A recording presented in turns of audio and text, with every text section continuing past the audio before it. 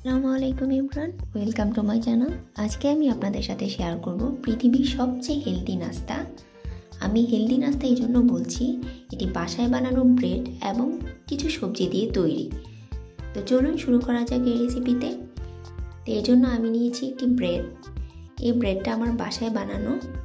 কেউ যদি আমার এই ব্রেডের রেসিপি দেখতে চান, প্লিজ কমেন্ট করে আমাকে জানাবেন। তো ব্রেডটাকে আমি ডিমোল করে নেব। ব্রেডটা ডিমোল করা হয়ে গেলে এই ব্রেডটাকে আমি স্লাইস করে নেব। এই ব্রেডটা কিন্তু অনেক সফট হয়েছে, এরকম সফট ব্রেডই আমাদের প্রয়োজন। এই ব্রেডটা আমি স্লাইস করে নিচ্ছি। ব্রেডটা দেখতে পাচ্ছেন কতটা সফট হয়েছে। তো এই ব্রেডের সবগুলো স্লাইসকে আমি এভাবে মাঝখান দিয়ে কেটে নিব।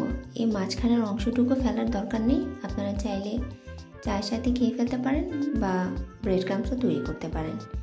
একটা মিক্সিং বোলে নিয়ে নিচ্ছি 1/4 কাপ গাজর কুচি, একটা বড় সাইজের পেঁয়াজ কুচি, 2 টেবিল চামচ ধনিয়া পাতা কুচি, একটা বড় সাইজের টমেটো কুচি, 2 টেবিল চামচ কাঁচামরিচ কুচি, স্বাদ মতো লবণ আর 1 চা চামচ জিরে গুঁড়ো।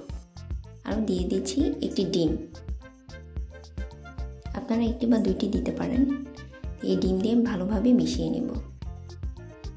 চলে যাচ্ছি চুলায়। তো একটি প্যানে আমি মেল্টেড বাটার নিয়েছি। এই বাটারটা একটু গরম হয়ে আসলে আমি ব্রেডের স্লাইসগুলো দিয়ে দেব।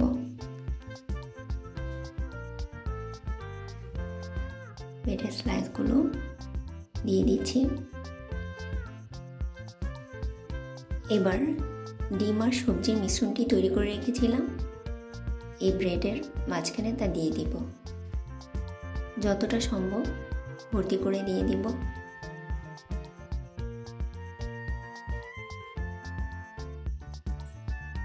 ভর্তি করে দিয়ে মিডিয়াম লো হিটে ঢাকনা দিয়ে দিব 2-3 মিনিটের জন্য। 2 মিনিট পর আমি ভেজে রাখা কিছু আলু দিয়ে দিচ্ছি, দিয়ে আবারও ঢাকনা দিয়ে দিচ্ছি 2 মিনিটের জন্য। 2 মিনিট পর উল্টিয়ে দিব।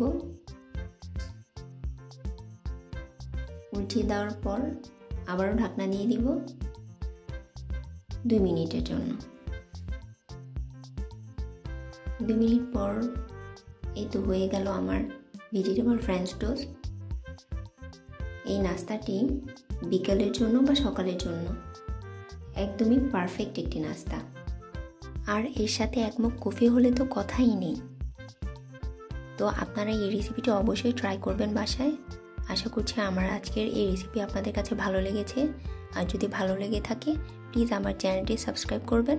আর যারা অলরেডি সাবস্ক্রাইব করেছেন তাদেরকে অসংখ্য ধন্যবাদ। আবারও হাজির হব নতুন কোনো ভিডিও নিয়ে আপনাদের সামনে। সে পর্যন্ত সবাই ভালো থাকবেন।